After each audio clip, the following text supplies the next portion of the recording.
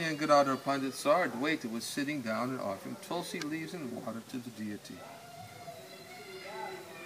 Waving his arms, Lord Advaita called out, "Hari, Hari!"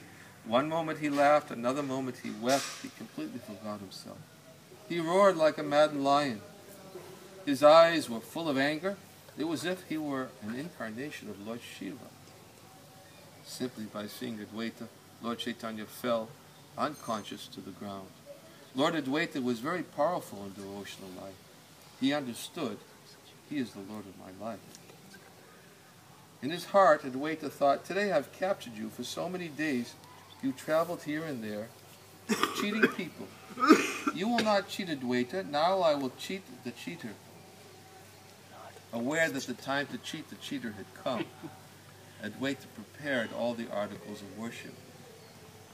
Bringing Padya, Argya, Achman water, Advaita Acharya worshipped Lord Chaitanya's feet.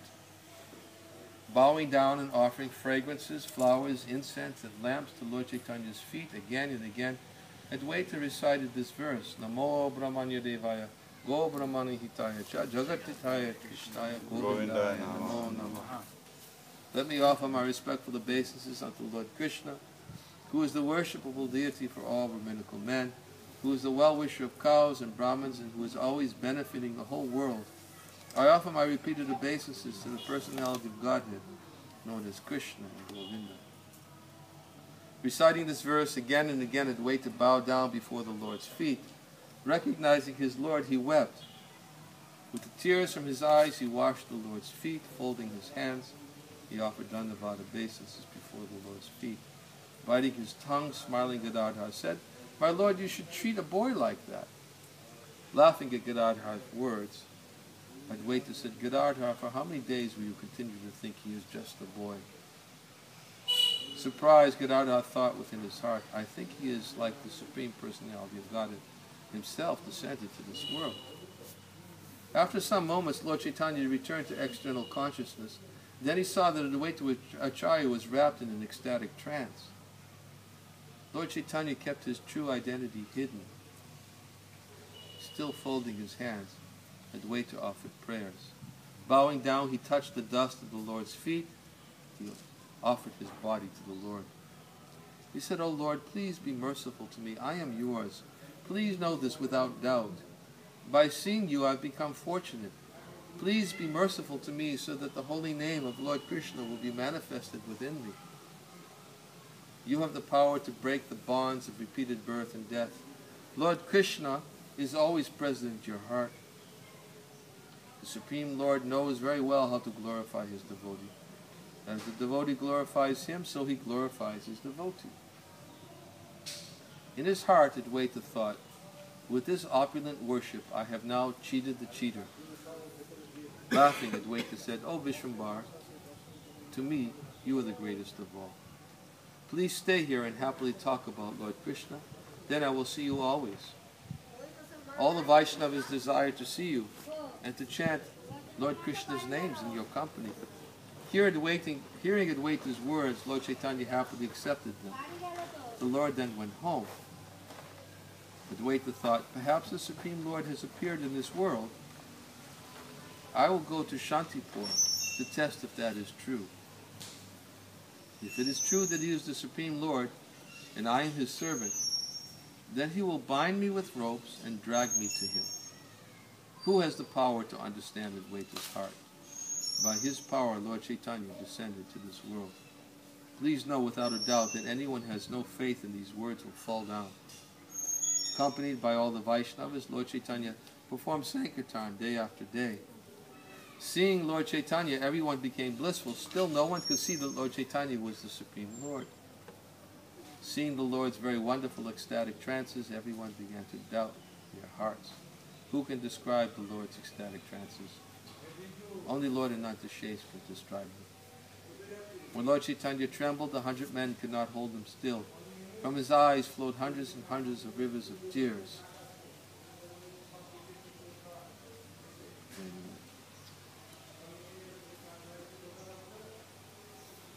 Let's get to the part when he comes to Shantipur.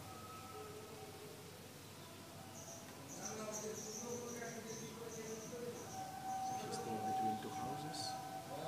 Advaita? Yeah. Yes. He just was going to. He would come sometimes he would go stay in Mayapur. But later, he stayed. returned. He returned and stayed here.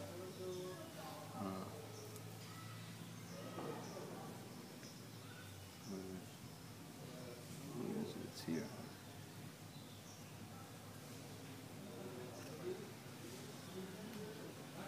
Sorry. I thought it was here.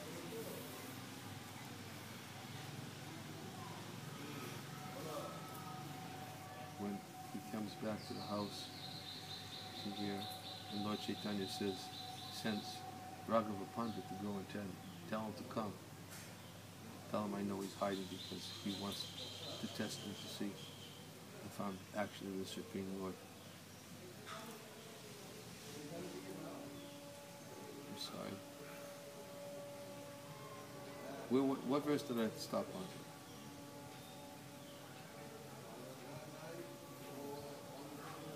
Around 159 or something. For one, she was like, you can 645.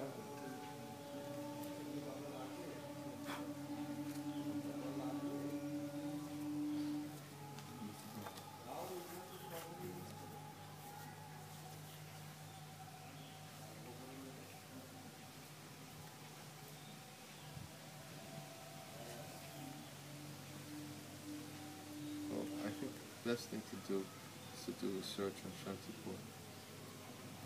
See where it's at.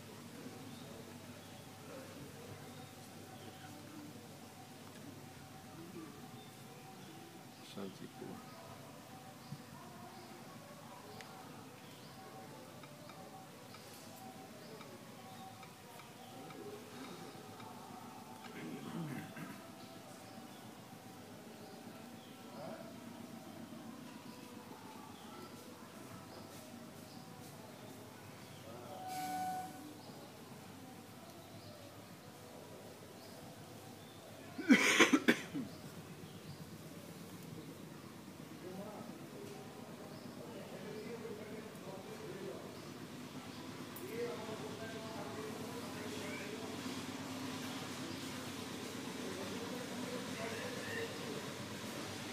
I guess that's it. You know, but I know this Lord Chaitanya said Raghava Pandit to Shantipur. I'm gonna have to. Let's go to another section.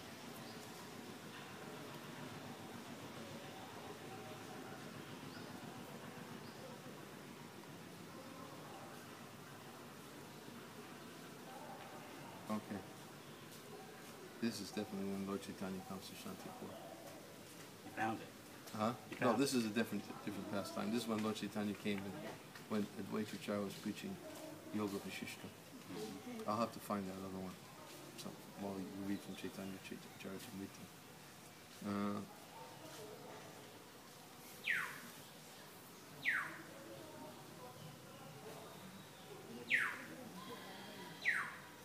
So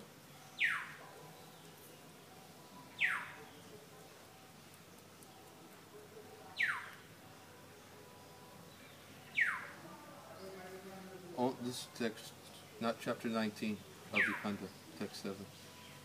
Only by Lord Chaitanya's mercy can one understand Advaita Acharya, who is Lord Chaitanya's great devotee and is the master of Shantipur.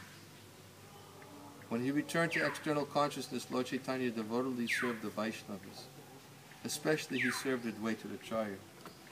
At this, Advaita Acharya was very unhappy. In his thoughts, he made sounds like thunder. In his heart, he was not happy. He thought, this thief always cheats and mocks me, renouncing his position as the Supreme Master. He grasps my feet. The Lord is very powerful. I have no power against him. He forcibly takes the dust of my feet. The power of devotional service is my only recourse. Without engaging in devotional service, no one can understand Lord Chaitanya. When I break apart material illusion and crush it into powder, people call me Advaita, the lion. This thief defeated Bhrigu. I will gather hundreds and hundreds of disciples like Bhrigu. Then great anger will take birth in the Lord's body with his own hand. The Lord will punish me. The Lord descended to this world to teach devotional service. I will not give any importance to devotional service. That I will teach. When I say that devotional service is not important, the Lord will forget himself with anger. Then the Lord will grab me by the hair and punish me. Thinking in this way, Advaita became very happy. Accompanied by Haridas, Advaita went on a journey. To execute his plan, he went to his home in Santipur. To further the plan of his heart, he began to study. Wrapped in ecstatic love, he became like a wild man, preaching the philosophy and personalism. He began to give lectures in the book Yoga Vasishta. He said, without first accepting the philosophy and personalism, devotion to Lord Vishnu has no power. Impersonalism is the life of all spiritual activity. Impersonalism has all spiritual power. Not understanding the truth of impersonalism, people leave the wealth they have at home and go to the forest. Devotion to Lord Vishnu is a mirror, and impersonal philosophy is like a pair of eyes. How can a man without eyes look in a mirror? I have studied all the scriptures from beginning to end. In this way I have understood that impersonalism alone is the true teaching of the scriptures. Haridas understood Advaita's actions very well. Hearing these explanations, Haridas laughed very, very, very loudly. 3 times. Advaita Acharya's actions are inconceivable. No one can plumb their depths. Pious persons think that his actions are good. Impious persons think they are bad. Lord Chaitanya, who is like a kalpa-vriksha tree that fulfills all desires in his heart, understood Advaita's desire. One day, Lord Chaitanya happily walked in the town, accompanied by Lord Nityananda. He looked at the world he had created. Concluding that his work was good, the demigod Brahma thought in his heart, with his own eyes, the Supreme Lord looks at my craftsmanship. Like 2 moons, the 2 lords walked above. To the extent that they possessed humbleness and devotion, the people were able to see the Lord. They were walking around Navadvip, and then, in this way, Lord Chaitanya and Lord Nityananda walked about the town. Lord Chaitanya said to Lord Nityananda, let us visit Advaita Acharya's home in Santipur. I jumped to text 40. Sorry.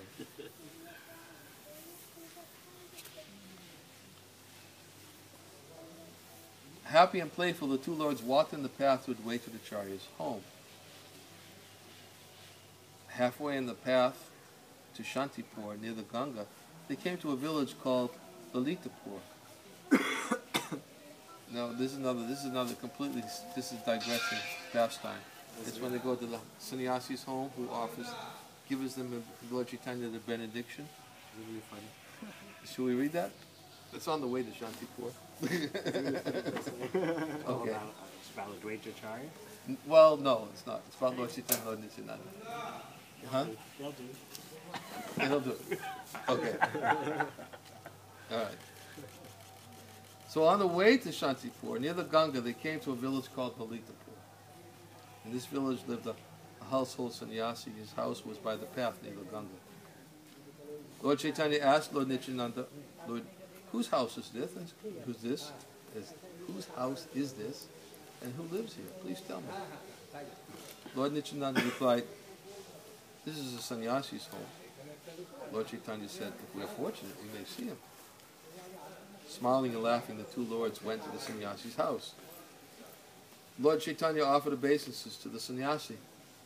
Gazing at the charming forms, blossoming faces, and graceful limbs of the 2 Brahmin sons, the sannyasi happily offered many blessings. May you have wealth, fame, a good marriage, and great learning, he said. Then Lord Chaitanya said, a true sannyasi doesn't give a blessing like that. A true sannyasi will say, may you attain Lord Krishna's mercy. Devotion to Lord Vishnu is the true blessing. It is eternal, it can never be lost.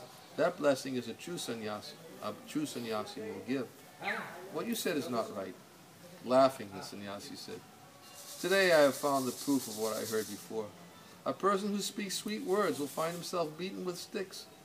This Brahmin son acts like that. I cheerfully blessed him that he will become wealthy. What has happened to the good deed I just did? What fault is there on my part?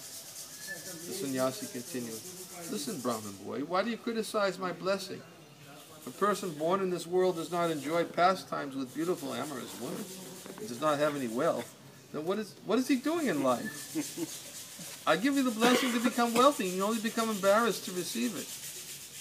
You may be a devotee of Lord Vishnu, but how do you maintain your body without money? Tell me that. Hearing the sannyasi's words, Lord Chaitanya laughed. Lifting his graceful hand, he placed it on his forehead. By these actions, Lord Chaitanya taught everyone, one should not desire anything but devotional service. Lord Chaitanya said, please listen, O sannyasi Goswami. It's because of his past karma that a living being eats food and encounters various situations. The purpose of life in this world is to enjoy wealth and family, but then please tell me, why are wealth and family always taken away at death?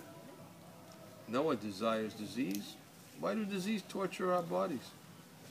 Listen, O sannyasi Goswami. The reason for all this is karma. A person who is wise understands the heart of all this. Someone may claim that the Vedas teach how to ascend to Svargaloka. This teaching is an example of the Vedas' mercy to fools. Most people are happy to enjoy material sense pleasures, knowing that people's heart, the Vedas speak about Svargaloka. Are the Vedas not at fault for this? Hearing the Vedas say, by bathing in the Ganga and chanting the holy name of Lord Hari, one attains wealth and happy family life. The people follow. However, by the power of bathing in the Ganga, chanting the holy name of Lord Hari, the people attain devotional service to the Lord. This secret purpose of the Vedas, the fools do not know. Rejecting devotional service to Lord Krishna, they plunge into material pleasures. O Goswami, please consider what is good and bad. Nothing is better than devotional service to Lord Krishna. Assuming the role of teacher, Siksha Guru to the sannyasi, the Supreme Lord explained the Vedas, that the Vedas teach the superiority of devotional service. What Lord Chaitanya says is the truth. Only sinners mock and reject his words. Hearing Lord Chaitanya's words, the sannyasi laughed and thought, I think this Brahmin is crazy. Some mantra must be the reason for his craziness. I think the sannyasi with him must have given him these ideas. That is why the Brahmin boy is so bewildered. Then the sannyasi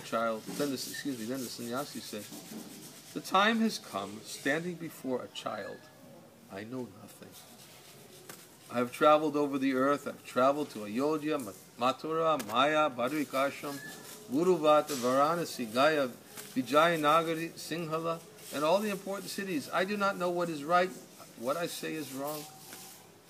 Now if boy still drinking his mother's milk must give me instruction. Laughing, Lord Nityananda said, listen, sannyasi, you shouldn't argue with a child. I know how glorious you are. Please glance at us and forgive everything. Hearing himself praised, the sannyasi became happy and cheerfully invited his guests to a meal. Lord Nityananda said, we must hurry on urgent business. Please give us something. After bathing, we will stop on the path and eat. The sannyasi said, bathe here. Eat something, rest, and then go. The two lords had descended to this world to save the sinners. That is why they stayed at that sannyasi's home. Bathing in the Ganga, they washed away the fatigue of their journey on the road. And then they sat down to eat some fruit. They offered some milk, mangoes, panas, and other fruit to Lord Krishna. And then as the sannyasi looked on, they ate the remedies. A follower of the left path, the sannyasi was accustomed to drink wine. Again and again gesturing to Lord Nityananda, he said, listen, Shripad, shall I bring some bliss? Where will I find guests like you? Having traveled to different places, Lord Nityananda understood everything. In his heart he thought, this sannyasi drinks wine. Again and again the sannyasi said, I'll bring some bliss. Lord Nityananda said, we must leave now. Gazing at the two lords, handsome like Kamadev, and becoming rapt and thinking of them, the sannyasi's wife desired them. She rebuked the sannyasi, why do you interrupt their meal? Then Lord Chaitanya said, what is this bliss the sannyasi talks about? Lord Nityananda says, he means wine. calling out, Vishnu, Vishnu! Lord Chaitanya rinsed his mouth and ran from the house. The two lords ran and jumped in the Ganga. They swam in the Ganga until they came to Advaitacharya's house. In this way, the Lord was merciful even to a debauchee wine drinker.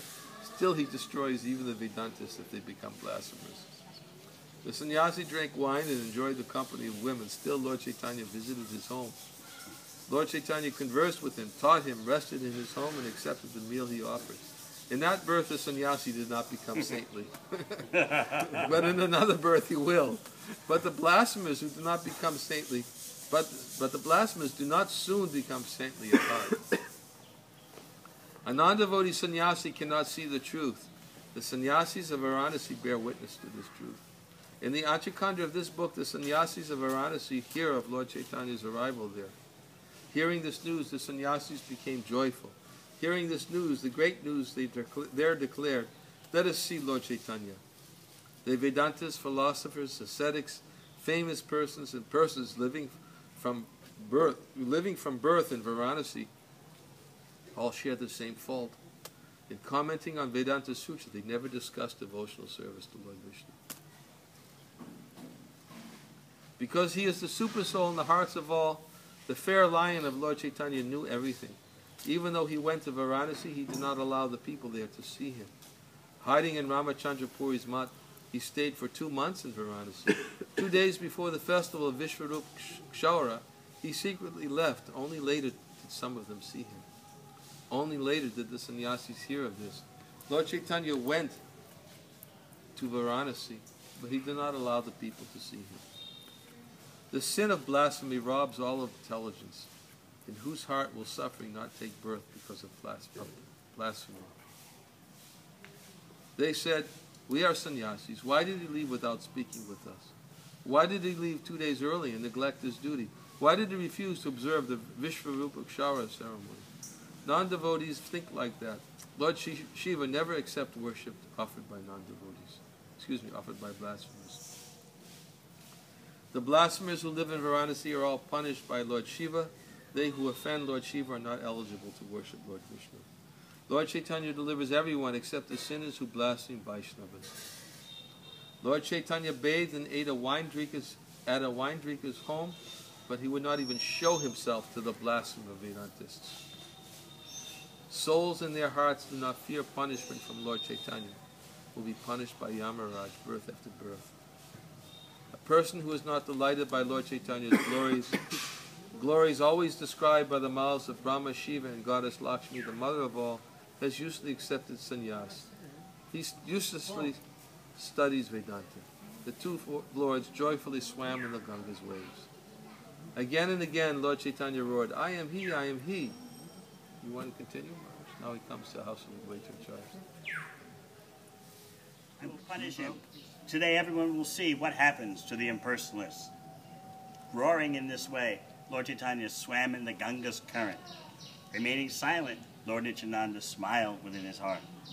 In this way, the two lords swam in the Ganga. They were like Lord Vishnu and Anantashesha in the milk ocean. Very powerful because of his devotional service, Advaita understood what was about to happen. In his heart he thought, now my actions will bear fruit. Understanding, the Lord is coming with great anger, Advaita preached impersonalism more wildly than before. Who has the power to understand the pastimes of Lord Chaitanya's devotees? The two lords met on the Ganga's path. Accompanied by Lord Nityananda and his face filled with anger, Lord Chaitanya went to see Advaita. Preaching impersonalism, Advaita happily swayed to and fro. Seeing Lord Chaitanya, Haridas offered Dandavat obeisances. Advaita's son Achyuta also offered obeisances. In her heart, Advaita's wife offered obeisances. Seeing the Lord's form in her heart, she worried. Lord Chaitanya was brilliant, like 10 million suns. Gazing at him, everyone felt fear take birth in their hearts. His face filled with anger. Lord Chaitanya said, nah! Look at impersonalism and devotional service and tell me, of the two, which is better? Advaita replied, impersonalism is always better. Unless one is an impersonalist, how can one hope to attain devotional service? Hearing Advaita say impersonalism is better, Lord Chaitanya became enraged. He forgot the external world. Dragging him from his seat, Lord Chaitanya raised his fist and struck Advaita. Understanding everything, Advaita's devoted wife, who is the mother of the worlds, became agitated. She called out, "He's an old Brahmana! An old Brahmana! Spare him! Spare his life! By punishing him, whom do you teach? What more will you do to this old Brahmana? Why cannot you leave him in peace?" Hearing the saintly woman's words, Lord Niranjana smiled. Frightened, Haridas meditated on Lord Krishna. Angry, Lord Chaitanya did not hear the saintly woman's words. With angry words, he loudly rebuked Advaita. "I slept on the milk ocean. Then you, Nara, woke me to fulfill your mission. You brought me here to teach devotional service. Now you are hiding devotional service and teaching impersonalism.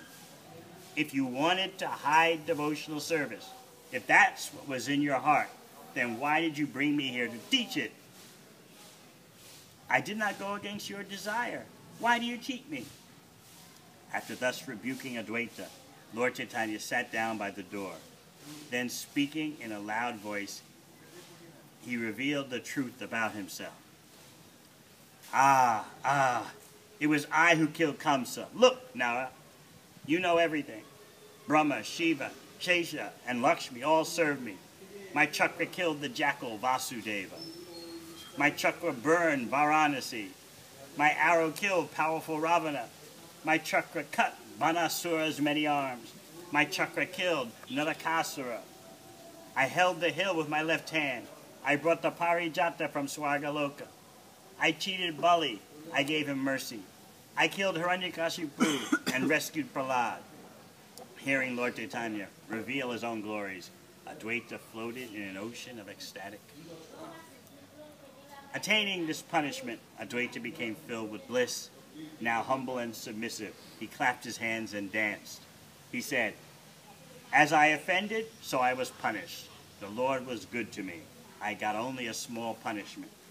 Now I know that you are my master. You punished me for my misdeed. Lord, in my heart, I now have the strength to be your servant." Speaking these words, Advaita joyfully danced. Advaita joyfully danced everywhere in the courtyard. Then, knitting his eyebrows, he placed these words before Lord Chaitanya's feet. "Where has your flattery of me gone? Where has all your cheating gone?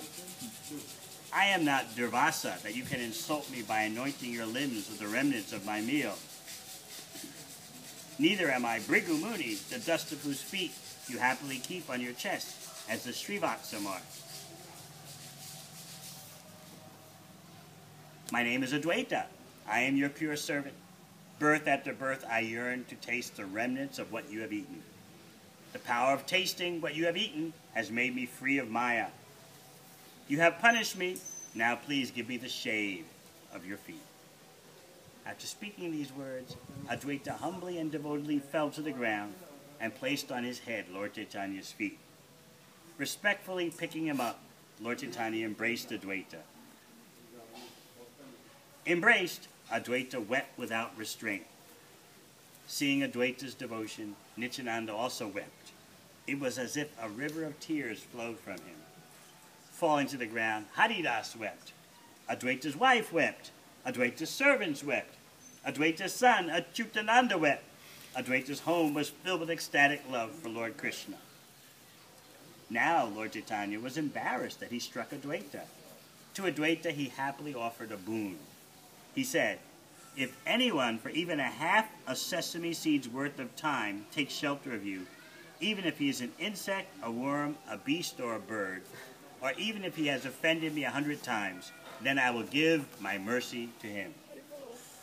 Hearing this boon, the great soul Advaita wept. Grasping the Lord's feet, he humbly said, "O Lord, whatever you speak is never false.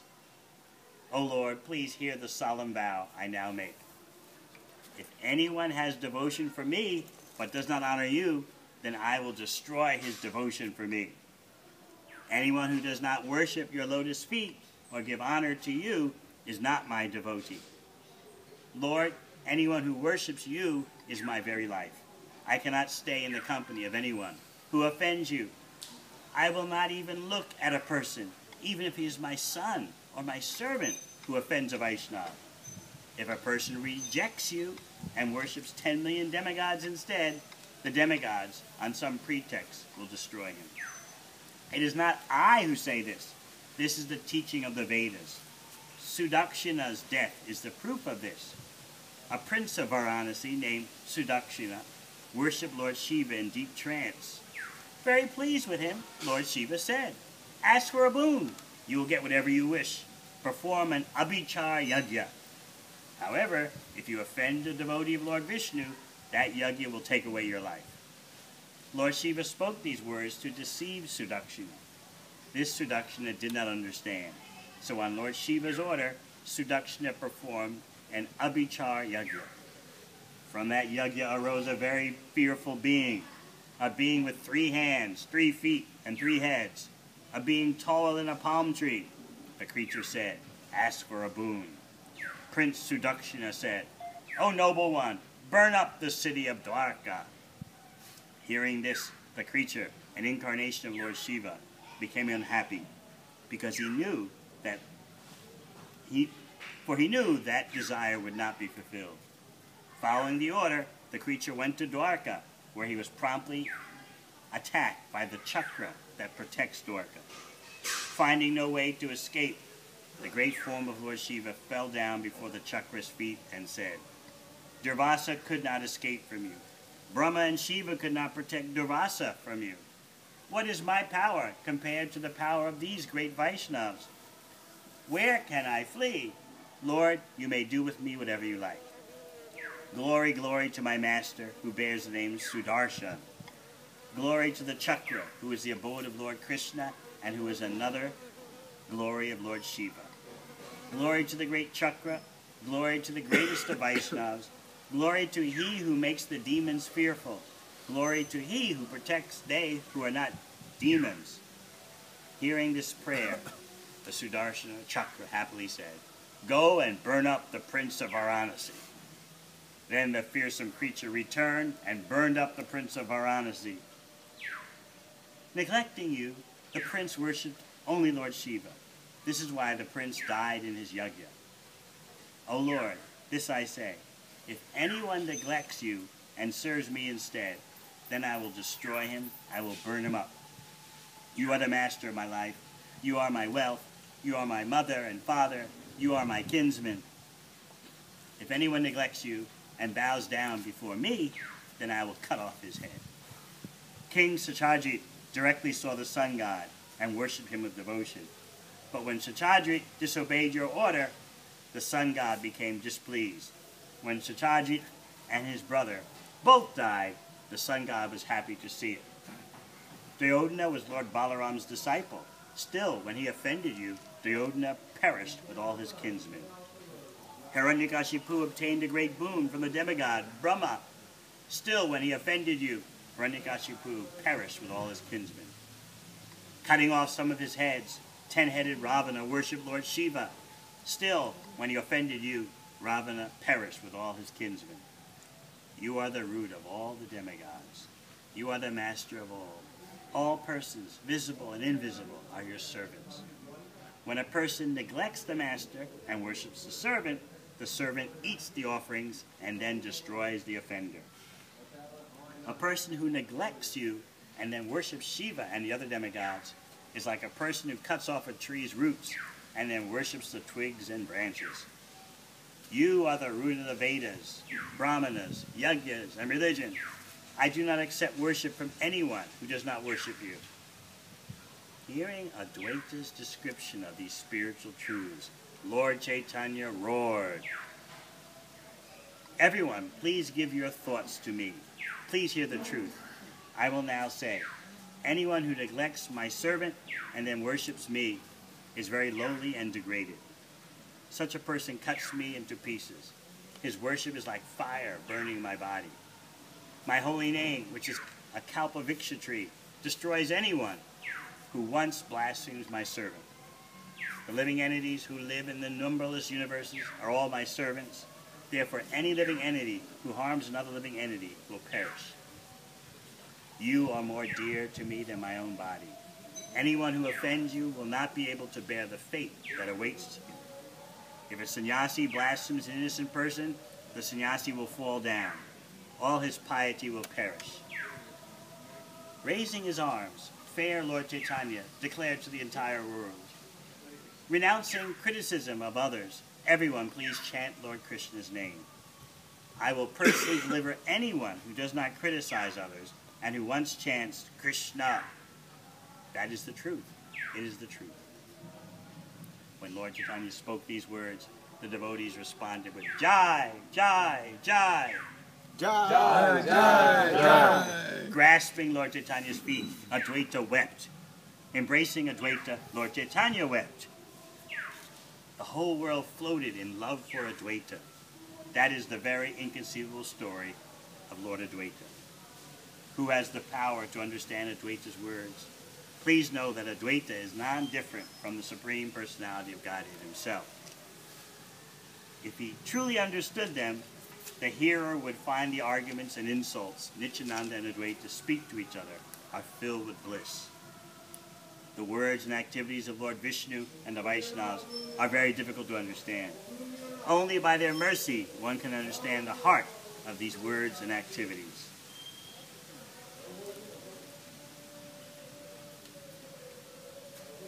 How far to go? I think that's it.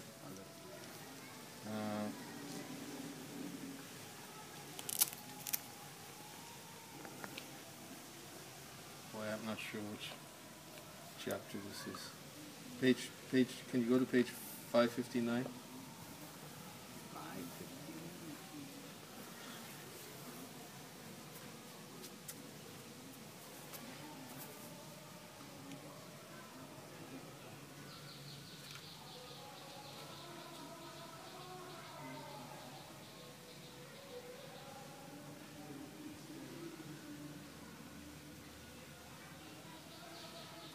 Find it?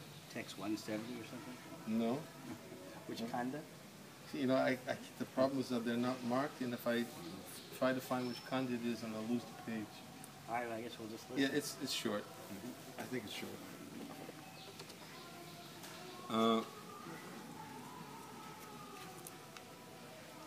In this way, Lord Chaitanya very happily stayed in Advaita's home in Santipur. By divine arrangement, the sacred day for worshipping Madhavendra Puri came while the Lord was there. Although Advaita and Madhavendra Puri are not different, Lord Advaita was Madhavendra Puri's disciple. Lord Chaitanya always enjoys pastimes in Madhavendra Puri's body. That is the truth, it is the truth, it is the truth. Madhavendra Puri's devotion to Lord Vishnu is beyond compare. By Lord Krishna's mercy, Madhavendra Puri always possessed all powers. Giving all your attention, please hear the auspicious story of how Lord Advaita became a disciple of Madhavendra Puri. In the time before Lord Chaitanya descended, the whole world was empty of true devotion to Lord Vishnu. By Lord Chaitanya's mercy, Madhavendra Puri always floated in an ocean of spiritual bliss and love. Tears, trembling, roaring, thundering, loud laughter, perspiration, being stunned, and hair standing up were always manifested in his body. He always meditated on Lord Krishna.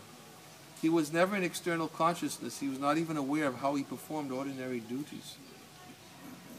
While walking on the pathways, he would joyfully chant Hari and dance.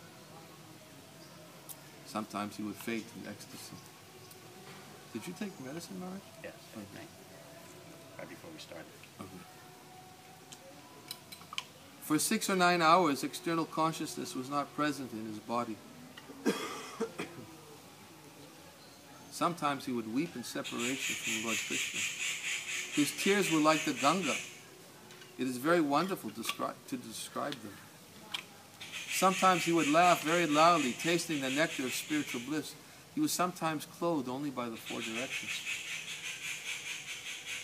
In these ways, Madhavendra Puri tasted the happiness of devotion to Lord Krishna. Still seeing the world empty of true devotion, he became unhappy. Again and again he thought of the people's welfare. He thought Lord Krishna should come here. No one knew anything about Sankirtan of chanting Lord Krishna's names or about festivals to honor Lord Krishna.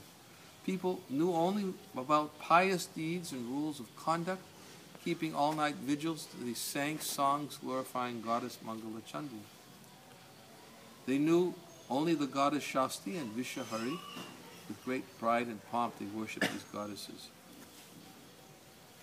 In their hearts they yearned, may my wealth and my family increase, offering wine and flesh. Some people worship demons. Everyone happily heard songs glorifying ordinary kings, some praising them as protectors of the yogis, protectors of the materialists, and protectors of the earth. At the time of bathing, the most pious amongst them might chant Krishna, our lotus-eyed one. Who called himself Vaishnava? Who sang Sankirtan of Lord Krishna's names? Who danced in the ecstasy of love for Lord Krishna? Who wept out of love for Lord Krishna? In the grip of Lord Vishnu's Maya, no one knew of these things. The whole world was bound by the ropes of great ignorance. Seeing the world like this, Madhavendra Puri became unhappy. He did not speak to anyone, even for half a sesame seed's worth of time. He went to talk with other sannyasis, but they all claimed they were Narayan. Unhappy, he no longer talked with other sannyasis. Not from anyone did he hear anything about devotion to Lord Krishna. Teachings about the glories of service to the Lord never came from the mouth of anyone famous as a philosopher, yogi, ascetic, or sannyasi. Teachers taught only about logic and philosophy. No one gave any attention to the transcendental form of Lord Krishna. Seeing and hearing all this, Madhavendra Puri became unhappy. In his heart he thought, I will go and live in the forest. He thought, why do I wander this world to find a Vaishnava? I do not even hear the word Vaishnava anywhere in this world. I will leave the world and go to the forest. I will not go to see anyone. The forest is the best place in the world, for there I will not talk to people who are not Vaishnavas. In this way he lamented in his heart. Then by the Supreme Lord's desire, he met Lord Advaita. Seeing the whole world empty of devotion to Lord Vishnu, Advaita Acharya was also unhappy. Still, by Lord Krishna's mercy, lion like Lord Advaita always emphatically preached devotion to Lord Vishnu. He always explained Bhagavad Gita and Srimad-Bhagavatam in terms of devotional service. At that time, saintly Madhavendra Puri came to Lord Advaita's home. Seeing in him all the signs of a true Vaishnava, Lord Advaita at once bowed down before Madhavendra Puri. Embracing Lord Advaita, Madhavendra Puri sprinkled his limbs with tears of love and bliss. Together, tasting the nectar of topics about Lord Krishna, the two of them no longer remembered their own bodies.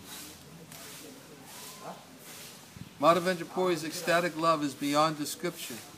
Seeing a dark cloud, he at once fainted in ecstasy. Hearing Lord Krishna's name, he would shout. In one moment, he manifested thousands of symptoms of ecstatic love for Lord Krishna. Seeing Madhavendra Puri's ecstatic devotion to Lord Krishna, saintly Advaita became very happy. Then Advaita accepted instruction from Madhavendra Puri. In this way, Lord Advaita and Madhavendra Puri met. On the day of worshipping Madhavendra Puri, Lord Advaita happily offered all that he had. When by divine arrangement that holy day came, Lord Advaita happily made elaborate preparations. When that holy day came, Lord Chaitanya and his associates became very happy. Lord Advaita made very elaborate arrangements for worship on that day. The arrangements had no end. Help with the preparations came from different directions. What were all the different arrangements? I do not know. As they were able, everyone brought appropriate offerings to please Madhavendra Puri. Yeah. Yeah. He was performing the Vyasa Puja. And Lord Chaitanya came for the Vyasa Puja. Huh? No, he had come to Santipur. He was there. This whole began with Lord Chaitanya coming to Shantipur, and it was Advaita Acharya was doing the Vyasa Puja, and then Vrindavan Das Thakur explained why he was doing the Vyasa Puja, how he had become a disciple of Madhavendra Puri. Now they're going back to the Vyasa Puja.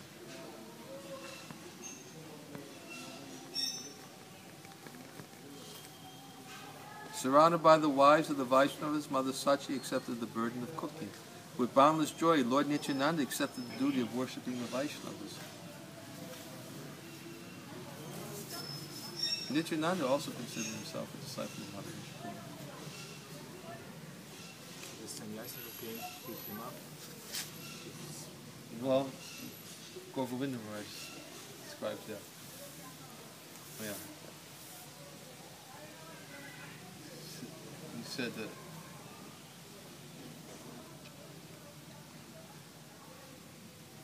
yeah, I'm pretty sure he said that was the translation of his lecture in Hari Katamrita. Huh? And it was the translated lecture of Govinda Maharaj in the Hari Katamrita, or whatever it is, Krishna Katamrita. He describes in that lecture how that sannyasi who had come to take Nityananda from Hadayoja was Madhavendra Puri.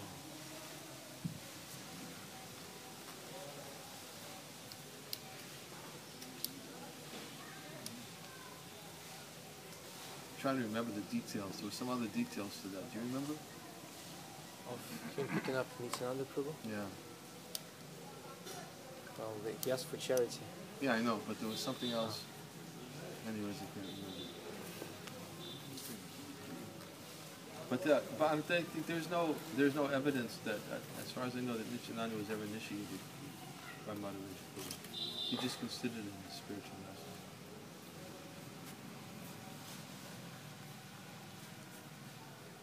Someone said, "I will grind the sandal paste." Another person said, "I will string the flower garlands." Another said, "Bring the water. Bringing the water is my task." Another said, "My task is to clean the rooms." Another said, "My task is to wash the Vaishnava's feet." Someone tied flags in place. Someone else set up a canopy. Someone donated large jars filled with goods. Someone brought the jars. Some devotees sang Sankirtan. Others joyfully danced. Some sang Hari and Kirtan. Others sounded bells and conch shells. Some prepared everything for the worship on that day. Advaita Acharya performed the worship on that day. Tasting the nectar of spiritual bliss, everyone performed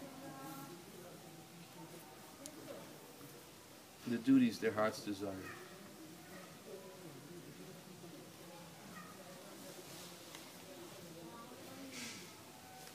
Well, this is more.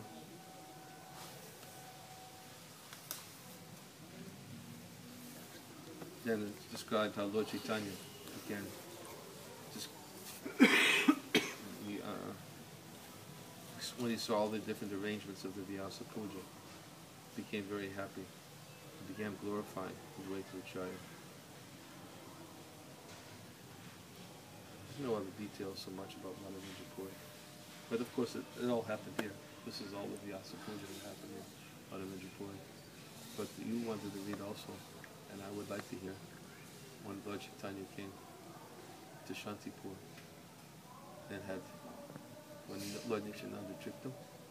There's other things here. If there's time, we can go back and read this. But there's that pastime. Oh, you want to have a little kirtan? And then we can start. Okay, kirtan.